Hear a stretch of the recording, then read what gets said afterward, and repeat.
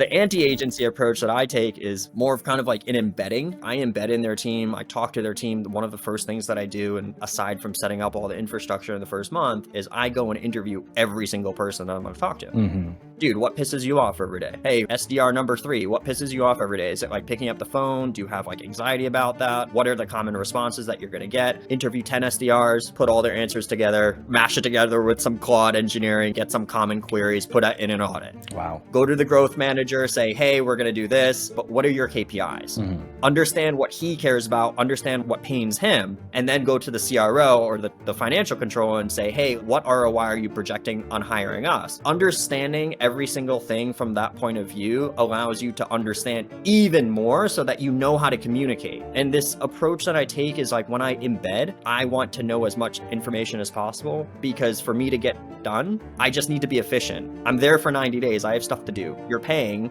something that's not very cheap.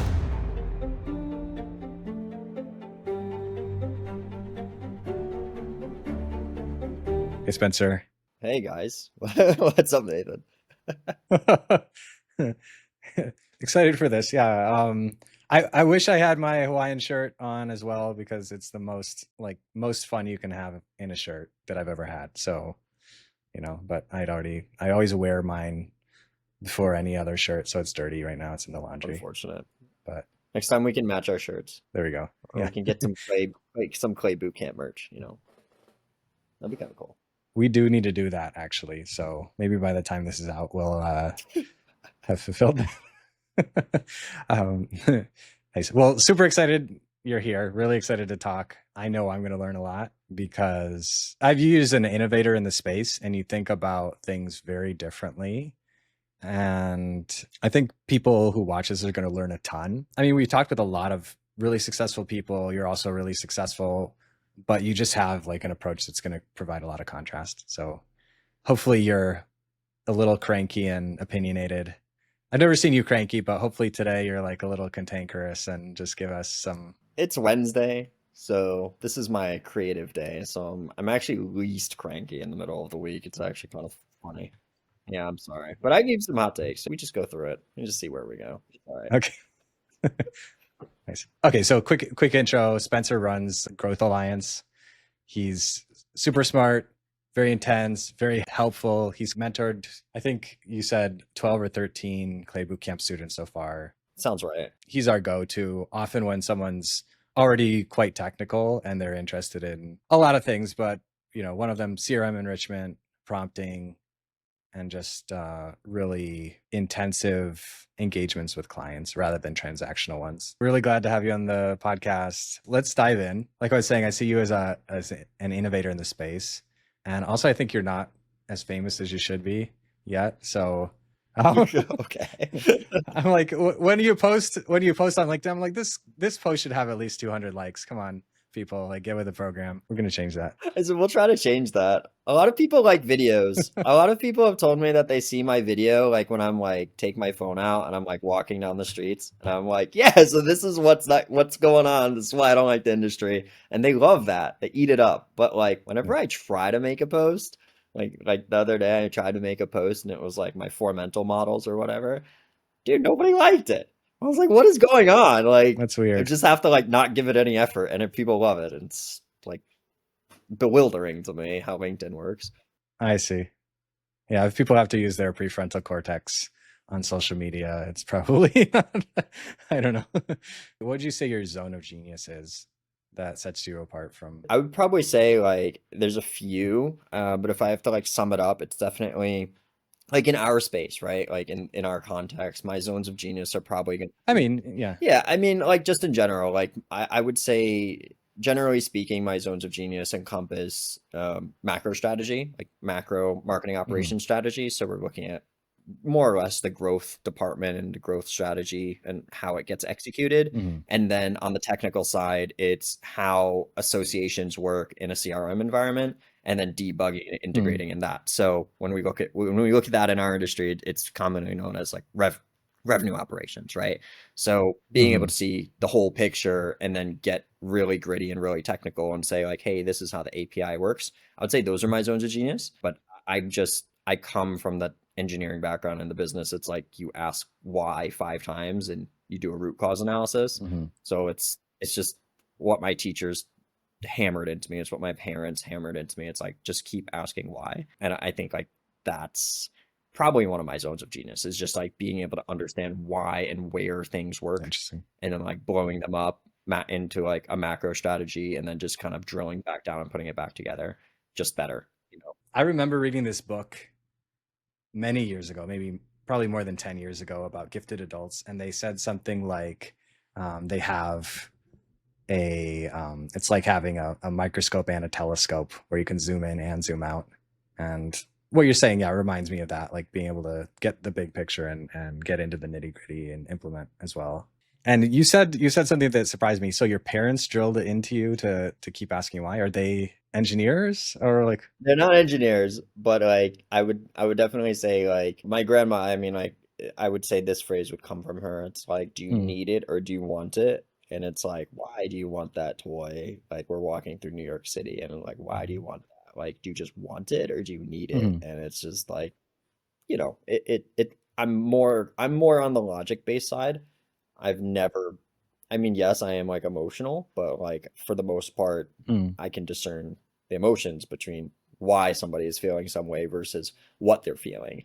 And I think like communication is where a lot of things fail too. So just blowing that back up, it's like understanding what something is and then like why it is that way is way mm, different than looking at it emotionally. So that's how they were teaching me to be like, it is what it is. Here's the reasoning behind it. And then like, why is it that way? And then it's like logic based reasoning.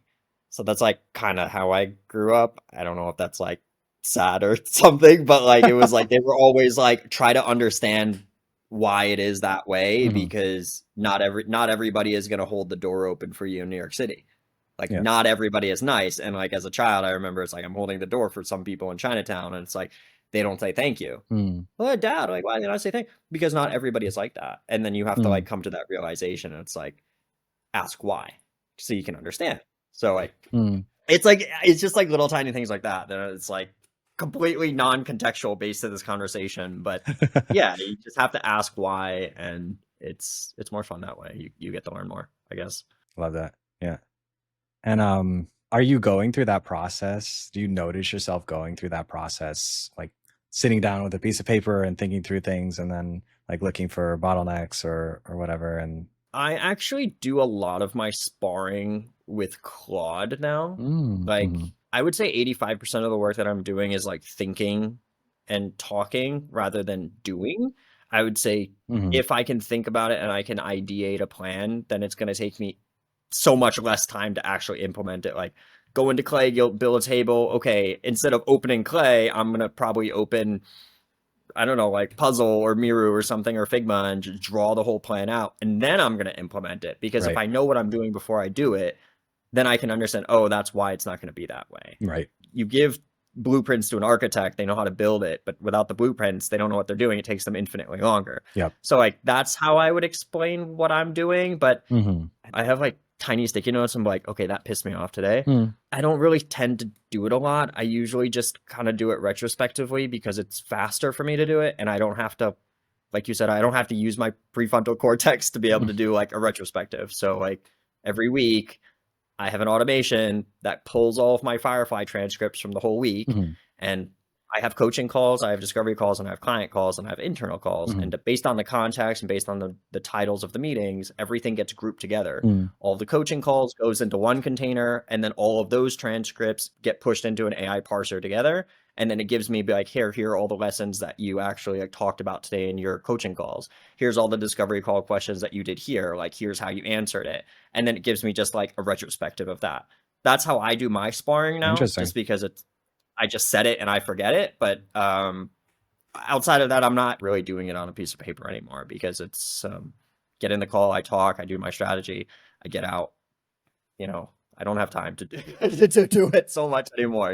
Makes sense. Yeah. So yeah, We were talking a little bit ago about parents. Like you're pretty young, right? You're still in your 20s. I'm still in my 20s. I'm not 30 yet, but my knees already hurt. But that could be like all the rock climbing that I'm doing.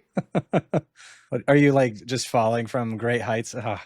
I get off the wall and I'm like, oh, my knees. I'm pretty young I would say compared to like the rest of the peers in the space, the ones that have been running like, they were like a senior AE at Gong or something like this, and they started Clagency, and I'm like, dude, that's not me. But I have worked in like some pretty cool marketing agencies. I'm with a few right now, and I've run their go-to market, and I've just learned it's not what you do, it's who you do it with, and like you just got to be around the right people, and I feel like I'm growing, and the people around me are super super smart. They're smarter than me.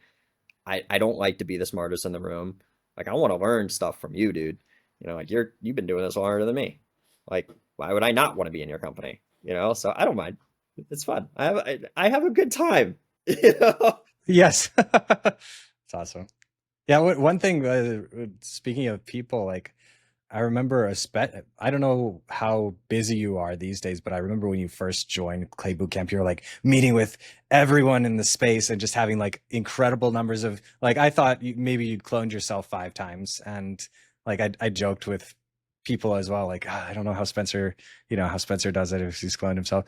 Like, are you still doing that pretty aggressively? So I have my calendar. I have 2 monitors up, so I'll just like look at. So I've tried to optimize everything in my workday so that I can like leave room to be creative. So like like we've done one of these a little while ago. I just got on with Dealfront and I did their podcast, and I was just with one of my clients actually did their podcast. I'm just like optimizing my life to just have more fun, and not like in this like silly kiddish way, in this like 20-year-old, like I want to go and do this, all these cool things, but like in a way, like for me to do good work, I've noticed that I need to like work hard and play hard and relax, and I'm trying to strike the balance. So like if you're asking me, yeah, do I still meet with people? Yes, I do, but I'm much more careful with my time, in the sense of I have meetings on Monday, Tuesday, and Thursday, and then I have optional blocks on Wednesday and Friday. Like it's a Wednesday, I want to talk to you, Nathan.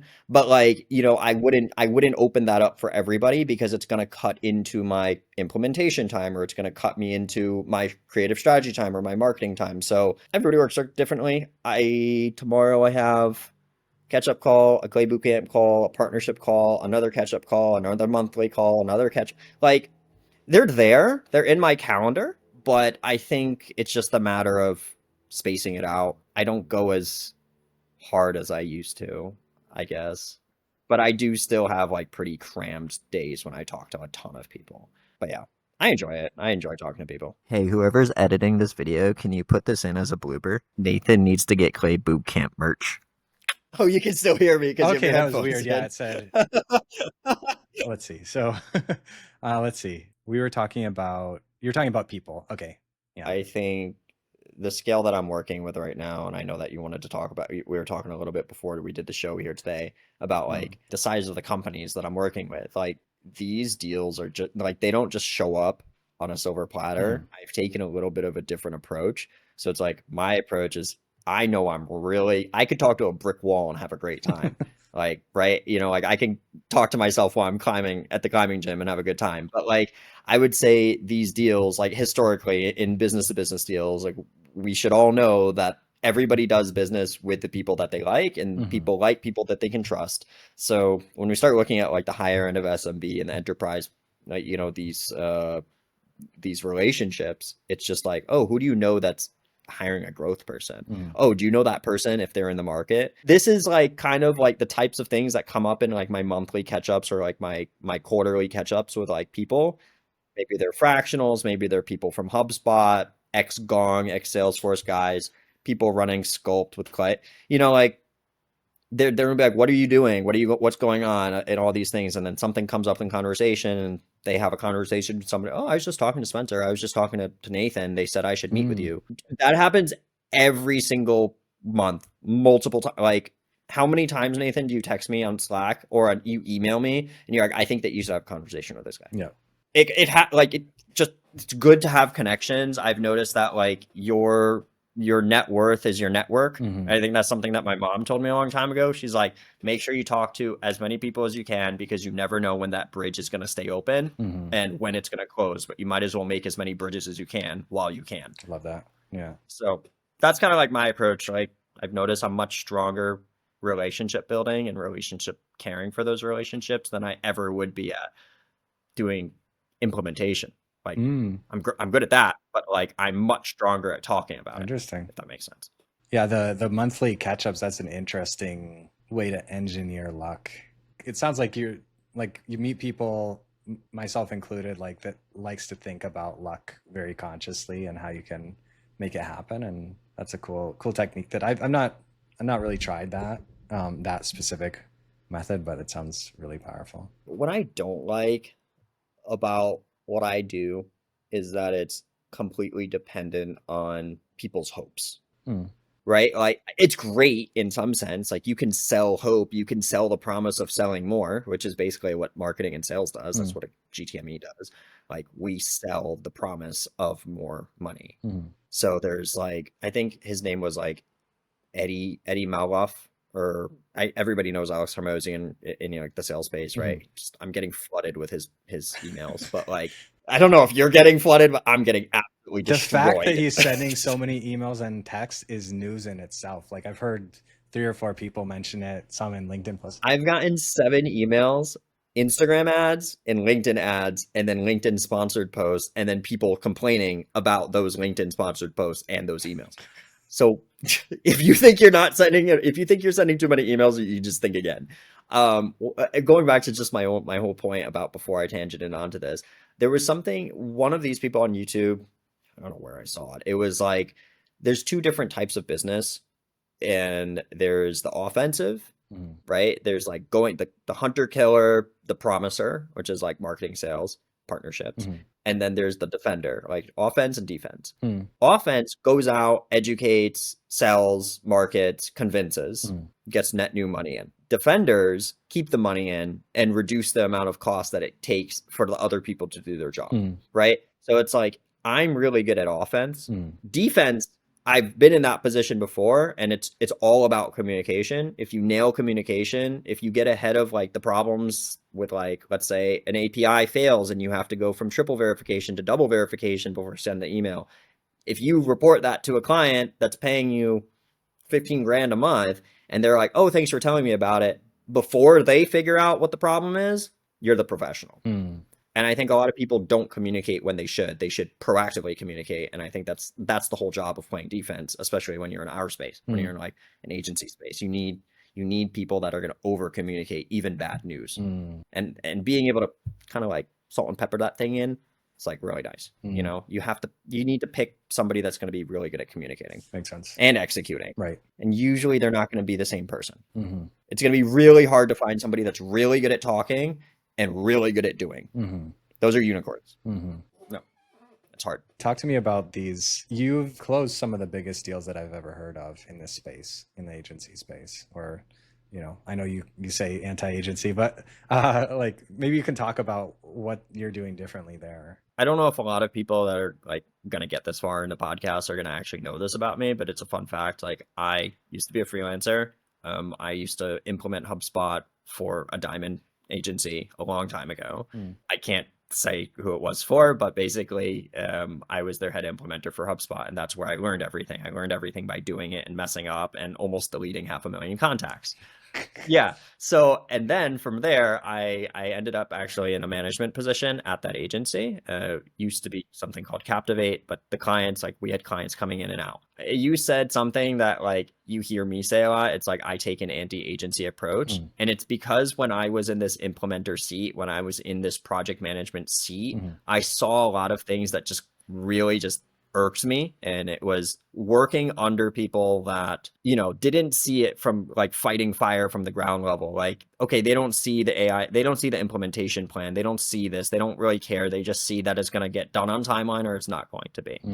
And the approach that I'm taking is to kind of blow up the whole approach of delegation. So when somebody comes to me at Growth Alliance, they believe in me. You know, it's really hard for somebody to hire me and my team if they don't trust me. Right. And this is the problem that a lot of like beginning agencies have. It's because it's very founder dependent. Even if you're in a web development agency, what ends up happening is the founder, he's a great web developer, for instance, right? He hires all the junior developers that are gonna, he's gonna delegate the work out to. He doesn't have to do any of the work. He has all the responsibility. But what ends up happening is that he still has to QA all of the work, right? And the ROI on him delegating is, I don't know, maybe 40%. Like maybe that's his margin. If he does all the work, it's 100%, right? So, but when you delegate, you risk the quality. And that's where a lot of like agencies are like failing. And that's why a lot of agencies churn their clients. It's because quite frankly, it's either the quality goes down, the results aren't there, or the communication sucks. What I'm doing is I'm just saying, hey, if you're going to work with us, we're going to commit for 90 days. And these are the things that are going to happen every 2 weeks. And every single week, we're going to talk to you on this day, at this time, it's going to be scheduled. And on Thursday, we're going to have a catch up. Like I don't let people, if you're not able to communicate before we work together, I don't have any belief that you're going to be able to communicate when we work together. And I think that a lot of people see the green money. They're like, whatever, $10,000, $20,000 a month. And they're like, okay, I can do it. I'm going to take all this money. And then they have scope creep. So the anti-agency approach that I take is more of kind of like an embedding. Like I embed in their team. I talk to their team. One of the first things that I do, and like aside from setting up all the infrastructure in the first month, is I go and interview every single person that I'm going to talk to. Dude, what pisses you off every day? Hey, like SDR number 3, what pisses you off every day? Is it like picking up the phone? Do you have like anxiety about that? Do you just like, what are the common responses that you're going to get? Interview 10 SDRs, put all their answers together, mash it together with some Claude engineering, get some common queries, put that in an audit. Wow. Go to the growth manager, say, hey, we're going to do this. Okay, but what are your KPIs? Understand what he cares about, understand what pains him, and then go to the CRO or the financial controller and say, hey, like what ROI are you projecting on hiring us? That's usually happening in the discovery phase, but like understanding every single thing from that point of view allows you to understand even more so that you know how to communicate. And this approach that I take is like when I embed, I want to know as much information as possible, because for me to get done, I just need to be efficient. I'm there for 90 days. I have stuff to do, and you're paying something that's not very cheap, to be able to get an ROI. We just work backwards. We go from desired outcome to activities that we have to take to the objectives. And that's how I phase all of my contracts out, all of my agreements. It's every 2 weeks, it's sprint, GTM track, ABM track, revenue operations track. 14 days, 14 days, 14 days, 14, like every track. And every single 14 days, there's an objective tab with all the bullet points, activities, and then desired outcomes and outcomes. Okay. All they care about is desired outcomes. Project management wise, I have to take care of the activities. And then the objectives, we're both joint aligned on. And then they sign the deal. And that's basically like how it works. I come in and I'm reverse engineering everything that they want to do. And I won't actually even sign somebody unless I'm very confident, first of all, that I'm very confident that I can solve all of their problems. If you just want a CRM enrichment, I'm probably just not going to touch it. I'm be like, here's the tool. Here's how much it's going to be. Here's my partnership discount. Go sign up. I'm going to walk you through it. I don't want it because it's a distraction for me. I like to play in the big sandbox, for instance. And I think a lot of people at that level like that white glove. It's just a boutique agency. I've always enjoyed it. I don't like this copy paste, put everybody in a box kind of thing. It's not for me. So that's kind of what I'm doing now, if that sums it up. So you're saying no a lot. I don't think that the power of saying no, ooga booga, the power of saying no is awesome, but it's knowing when you need to say yes. And you should be a lot more careful about saying yes to things, both in work and in life, than you would say no, because a lot of the problems that you're going to have are going to actually come when you say yes. So be sure that you pick your problems, just in general. What are your filters for saying yes or saying no? For clients? Sure. Yeah. Or you could, whatever. Yeah. If you have an interesting life example. Okay. I would say for clients, well, I mean, I would say like there's 3 different people that I talk to in a general landscape, right? There are the clients, there are partners, and there are team members, right? Like right now, probably by the time this is published, I'm going to have a full-time hire. Up until this point in time, it has just been me. And hiring somebody, I had to find the right person. And I think when you're looking to hire somebody, you need to find somebody that you can have really difficult conversations with. And that's hard to do. I am a nut job. That's fine. I'm direct. That's fine. But if somebody that I'm working with is not able to discern the way and the reason why I'm talking about a certain thing, we're not going to be a match. Right. If you're really good at your job, but you suck at communicating, what's the point? If you're really good at communicating, but you suck at your job, then why am I paying you other, to manage, right? So, and I think like you take this mentality of you build the people, you build your circle around you the same way that you build a circle of friends. Like you can't choose your family, but when you're running a business, you choose your family. Right. That's the trick.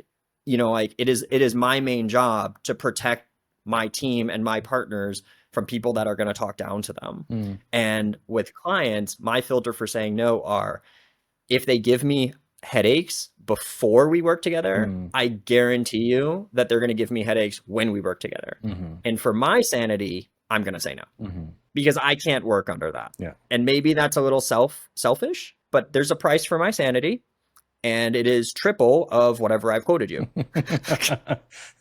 Double it and give it to the next person. That's going to be the person that I'm going to bill. So, and I think like that's the funny part is people don't understand like how much are you willing to sell your time for?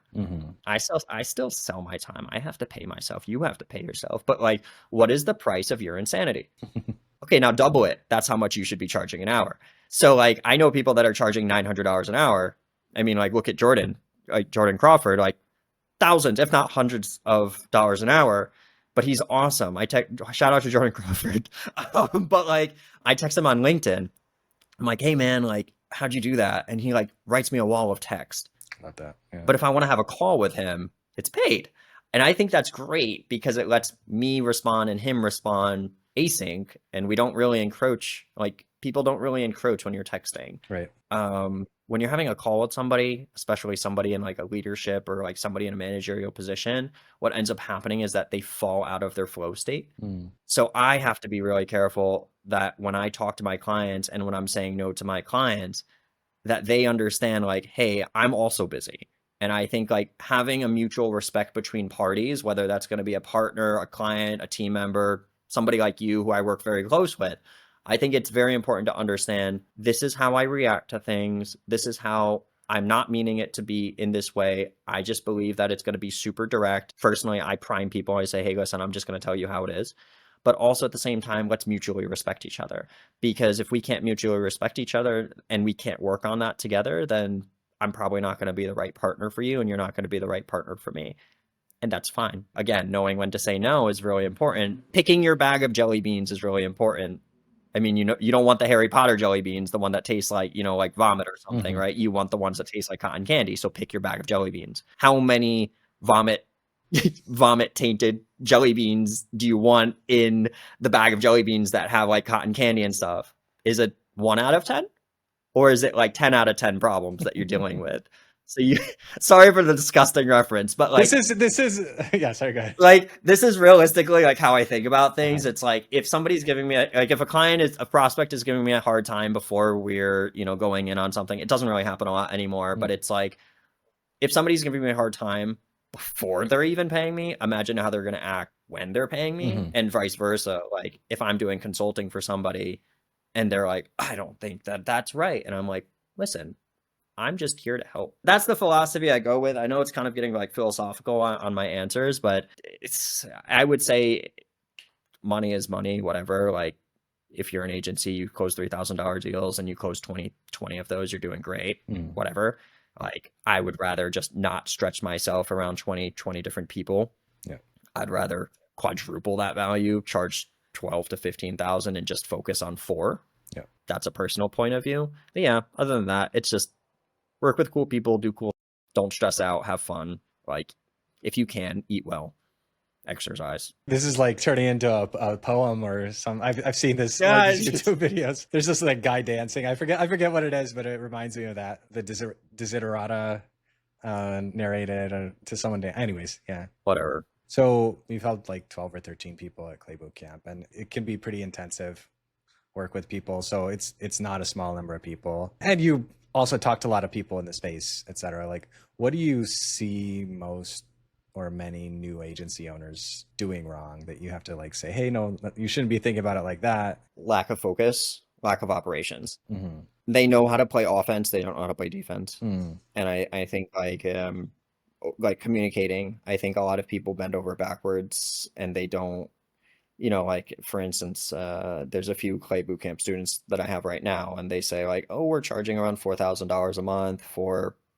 sending out 4 campaigns a month. We're doing the campaigns every single week. The client demands that we talk to them 3 times a week to talk about the progress. Be like, and I said to them, I was like, listen, dude, like that's a lot. Like personally speaking, that's like you're not full time. Mm-hmm. You're contracted. You're business to business. Like you need somebody full time. That's fine. But what I see a lot of like the new agency owners doing wrong, or like somebody that's just starting out, is not focusing on the defense and not focusing on their sanity. Mm-hmm. And what I mean by that is that they just don't know when to say no. Mm-hmm. Like they're afraid of saying no because they don't believe in themselves. And I think that's generally what it So comes. much mindset. It's literally, Nathan, I swear it is just mindset. Yeah. And like money is just another zero. That's all it is. Like Yeah. really, that's all it is. And when you believe in yourself, you can say like, dude, listen, this isn't going to work out. And then you give the ball to them. Be like, no, I don't think that that's a good idea. Here's my reasoning why. This is the professional point of view. This is my personal point of view. And you can delineate between those two. But I think like when new agency owners, or like somebody that, let's just give the example, like when somebody is coming in from a senior SDR position or a senior AE position, they start a agency. We see this all the time in the space. They're looking at growing. They're looking at sending their own outbound messages. They're looking at learning all these things. Okay, but like, what is your lead magnet? Mm-hmm. Like what are you going to give them? And I think like a lot of people don't think that far ahead when they're first starting, but also when they do land the clients, they're like, okay, I got to get more money. I got to get like, like, dude, like make your clients happy, ask for a testimonial, slow down, and just be like, ask them to introduce you to other people. Yep. And like full stop. And I think like people go too fast. People delegate too fast. Like going back to what we were talking about, like, the agency owner with like the web development agency that carries the team, like they do 80% of the revenue, they do 20%, like all these different things. But like when you delegate too fast, you lose quality. Yep. That's one mistake that I see a lot of people making. They're like, I need a full-time GTME. This is not just agency owners that have this problem. These are actual full-time companies that I talk to. They're like, we need you full-time. Dude, you don't need me full-time. And the thing is, agencies think that they need to pay full-time for talent when they're not even clear on the scope. How can you tell somebody what to do if you're not even sure what you need them to do? How are they supposed to know what their job description is? And I think it's the same exact problem. Flip the script the other way. When they go and try to get themselves hired by somebody else, they write a really generic scope of work, and then they get scope creep. And scope creep is basically when a client comes to you and says, oh, I want you to do more than what's written in the agreement.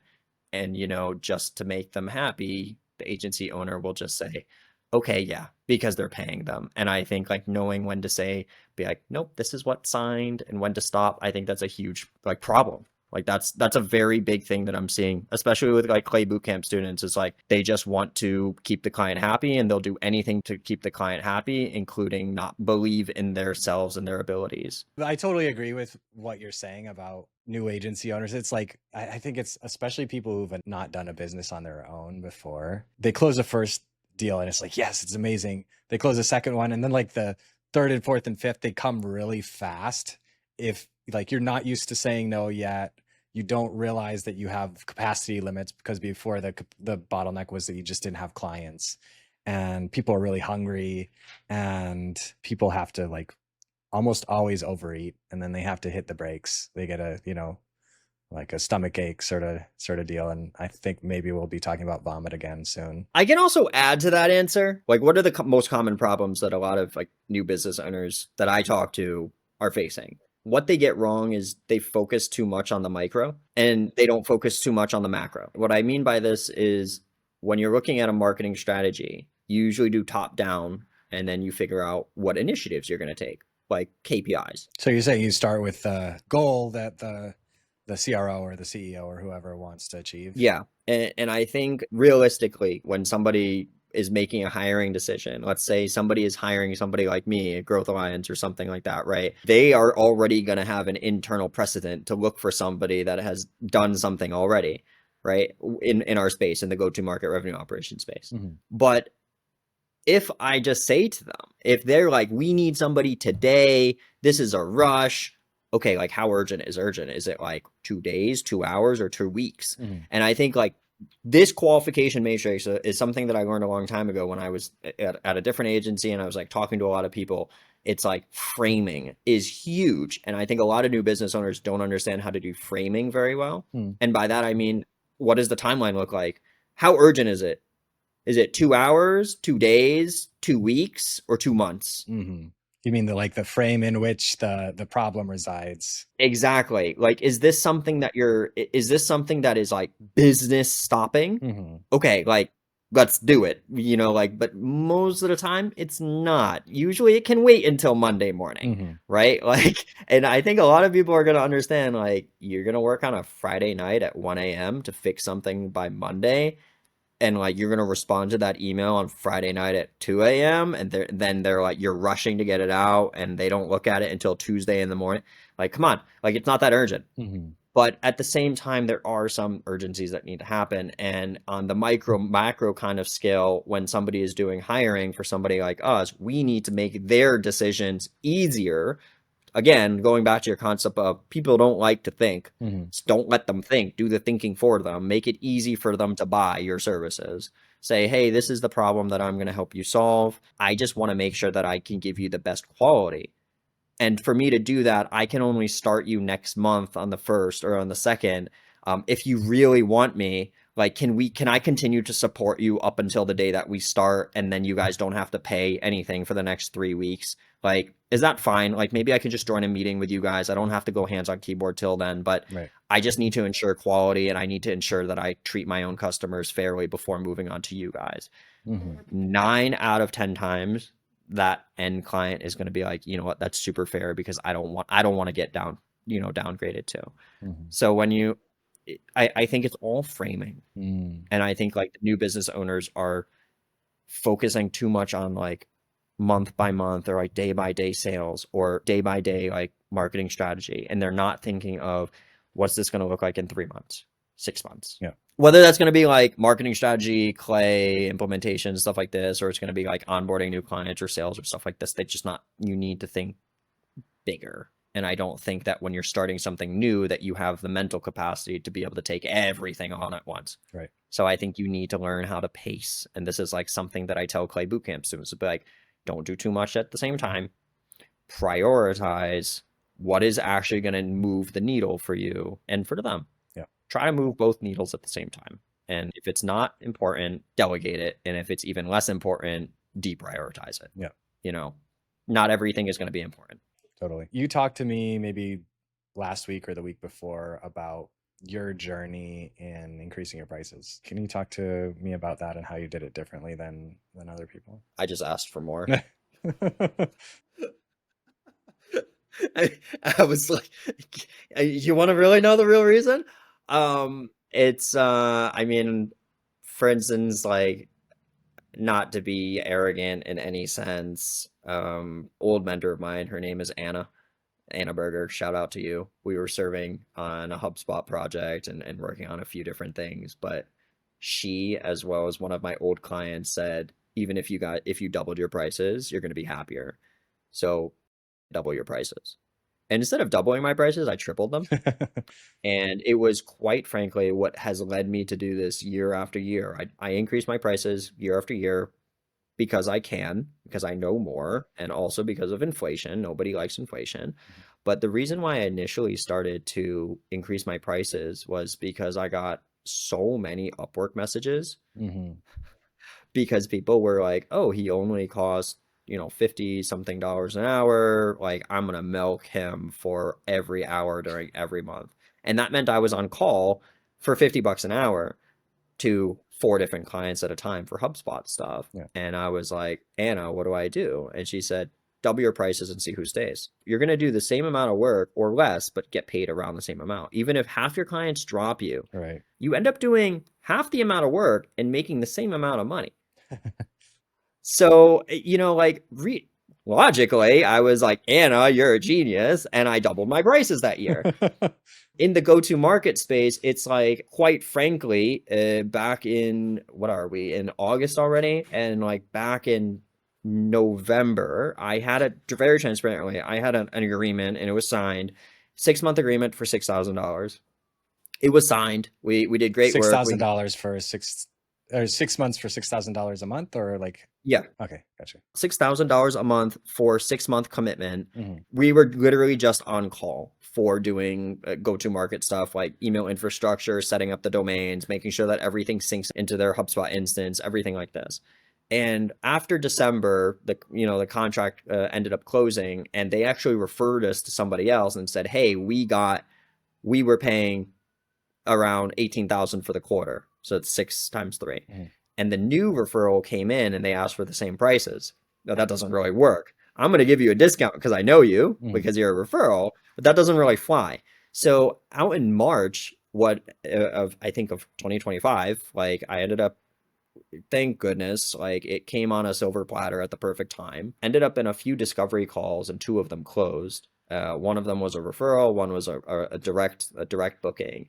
And I was like, I wonder how much money I can get. That was genuinely how I talked to myself. I was like, I wonder like how actual much. curiosity. Yeah, I was like literally just curious. And I was like, we're gonna go from 6 to 18. They don't know. Or did And you know what? Nathan, I'm not even joking. You want to know what happened? They came back and they're like, 18 is too much. Can you do 12 plus commission? And I was like, yeah, I mean, the commission model added up until 17,500 if I hit on target earnings, and we pretty much did. But like, and that was it. I shot my shot. Yeah. You should shoot your shot. I mean, like, don't go so hot that you overblow it, but like be reasonable. And I was like, I know that, for instance, like a marketing agency, for instance, is going to spend anywhere from 5 to 45% of their net revenue on marketing. And on enterprise client, like the larger the enterprise is or the larger the SaaS company is, I mean, look at Salesforce, look at some of the companies that you've probably worked with, or the people that are listening, like the companies that you know about, the more amount of money that they have, the more amount of money that they're spending on brand advertising, the more amount of money they're spending on sales, because they're playing offense. They have the defense, they have everything else, they have the operation. So why the hell would they not throw all their money at offense? Mm-hmm. That's why I'm going up market, because I know where they're spending their money and I can just get away with actually just asking. And I think like the amount of work that goes into a $12,000 contract versus a $3,000 contract every month is significantly larger. It is more white glove. You're treating 4 different departments, 3 different initiatives. I'm doing revenue operations, ABM, and go to market, but like I'm crushing that. And like I have to tell people like, hey, listen, dude, I can't take you till September. Like it's like there's too much on my plate. We're migrating Salesforce. Just like, God, I'm sorry. Like I'm happy to support you in the journey until we get there. Is that okay? Yeah. Like, can you send me some like materials? Can you tell me like what I need to sign up for before then, so I can get everything paid? Like I'm gonna get like stuff like that. And I didn't overblow it. Like I was aiming for 12, and I was like, screw it, we're going to anchor high. Mm-hmm. And I think it's the job of both people, of both parties, not just like me as an asking party and you as a purchasing party, to ask, why does it cost 12 grand? Well, is the 12 grand worth the problem that I'm solving? Are you going to make your 300% ROI on this based on these projections? Maybe. But again, that's up to you to quality control. And I think like being a partner in the buying process is something that, where my competitive edge is, I will just sit with you for 6 hours for the next 6 weeks. And I'll be like, tell me about all your problems. Let me come to your Scott Weber office in Prague. Like, I lost a deal. I've lost $20,000 deals. I know a few people that I've lost them to. I've had conversations about the lost deal. And then you know what? I got a coffee with somebody that I lost a deal to because I priced too high. They said, the problems exist. You nailed the discovery. Right now, it's not a financial priority to spend the money on that right now. Like, can we stay in touch? Sure. The other day, I got a coffee with him 20 minutes away by tram. And it's like, we're still good. He's got my WhatsApp number, but it wasn't a big enough problem for them. and that's fine. When you discover your pricing strategy, the pricing has to match the problem and the solution has to match the system. And if any of those are misaligned, then you're probably not going to close that deal, if that makes any sense. For sure. If it's just a database enrichment project, just go do it yourself, dude. Like, it's so simple that it's like, fine, like, just here. It's not something I want to take care of, you know? Focus. Just focus. Like, say no. That's what I do. There's so many clips in here. The hula dancing and the focus, just say no, and focus. That's combined. You're gonna find this somewhere on the internet and be like, oh God, who is this guy in a Hawaiian shirt? What else you got for me? I know we have more questions. I think probably last question before we go. I'm curious about this as well. I know I have an idea, but there are very particular things that you like to do and also things that you don't like to do. And I know that you've shared before one-to-one, like one-on-one with me, a bit about how you're partnering with people so that you can focus on what you like to do. I'm curious, like, how your business model or how you structure who does what with your engagements over time, like how that's changed. Quite frankly, the reason why, and Nathan, you know this, the reason why we started talking was because there's not enough quality talent in the go-to-market space. And you are very prevalent on LinkedIn. Like, I saw your face and I was like, oh my God, dude, this guy, Nathan, I got to talk to him because he has what I need. And realistically, what I need is people that I can trust and that have already been pre-vetted, right? I don't know if you know this, but like, from a very businessy point of view, I do remember when I was talking to you about the placement, you know, like the training at work and then the placement idea that I had a long time ago. It was very prevalent that it was riding on one fact, is that we have quality talent in the marketplace. It didn't end up coming to fruition, but what ended up happening was that I can help you like teach people, which I'm super like ecstatic about. When you are delegating work out, let's say you've sent over people that you think that would work well with me and stuff like this, and they do, they're like actually ended up perfect matches. What I look for on delegation side is the ability to free think, but also to be able to be coachable. Everybody always says like, oh, free like, think, yeah, like be like not to need like step-by-step instructions on how you to know, do like everything, or... I'm very particular and I can be very direct. And going back to what we were talking about, like, how do I delegate out to people? The guy that's coming full time with me, his name is Jonathan, and he's awesome. We used to work together a long time ago. And operationally, he's all there, right? But philosophically, the conversation that we had, we were playing video games together, and he said, hey, man, I sold my agency. And like, I was like, what do you want to do next? Right. And he's like, oh, I don't want to talk to a lot of people anymore. I just want to be hands on keyboard. And for me, it was, dude, that's like a super easy decision, right? Like, I get to work with somebody that I'm already friendly with, like, get to work with a guy that's sharp, you know, that knows how to record things, that has run his own business before, incrementally better than me at these things because he's done it before. And so when I am trying to delegate things out, or when I'm trying to hire somebody, and when you're trying to hire somebody to try to do things that you don't want to do, I think the best, easiest way to do it is look at the things that you are not good at or that you are very good at, and either teach them or coach them, hold their hand, make sure that they're doing it the way that you want it to be done, take feedback, take critical feedback, host sessions internally to be able to teach and you learn too. Like, some people like teach me about stuff in our internal calls. Yeah, like I don't know everything, but I think that you should be around smart people. And I think when you start to talk about the positioning of how do you delegate tasks out to somebody in an agency, it's how instrumentally and operationally, how does your agency work? Is it like you have a production pod? Is it like a creative design agency where you have a production pod, you have a management team, and then you have the client?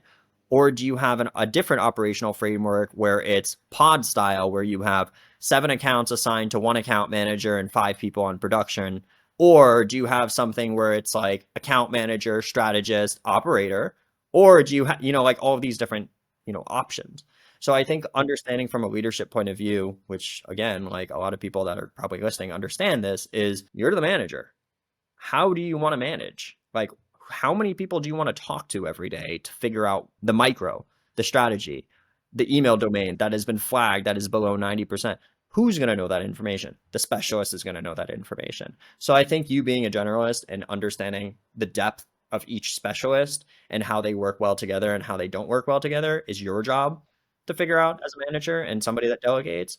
And then as far as like how I run my ship, it's role based because businesses should not be built on the back of a single person. So I've had to split my personality and my working personality over into seriously, like I literally have to split my working personality up because I'm going to end up paying twice. And that's what a lot of going back to it, that's what a lot of new agency owners do. They hire somebody and then they end up doing the work anyways. So you're paying twice. You're paying for the person and you're paying for your time. So like just delegate. What I ended up having to do was splitting what I'm doing every day as a freelancer and going into saying, hey, like actually, I do the account management, which is communication. I do the implementation, which is the actual work. And I do the strategy, again, the actual work. Which one of those three am I really good at? And I don't mind doing probably the account management and the strategy. The implementation I can do, but I would rather hire somebody more technical than me to be able to do something and then learn the strategy of why. So I think you pick your poison and you manage the way that you want, but at the end of the day, you should be doing what you are really good at, and you should be delegating the rest if it's going to take you more time to figure it out, if that makes sense. Because everybody has an ROI. You have to calculate it. So that's how, if that makes any sense to you. I think it got too philosophical again. I'm sorry. Well, that was really awesome. I think people are going to get a lot from this. I'm sure you'll get some people reaching out to you with questions. You'll get a little bit more famous. You go from 400 to 4,000 to maybe 5,000 followers after the podcast, all sorts of good things. Probably not the last one, but yeah. Anyways, this has been super fun, Spencer. Thank you so much for taking the time and sharing your wisdom. Yeah, you're more than welcome. It's always fun. Hopefully somebody doesn't die of boredom with my philosophy and my life stories. No, this is great. All right. Thanks, Spencer. See you. Cool. See ya.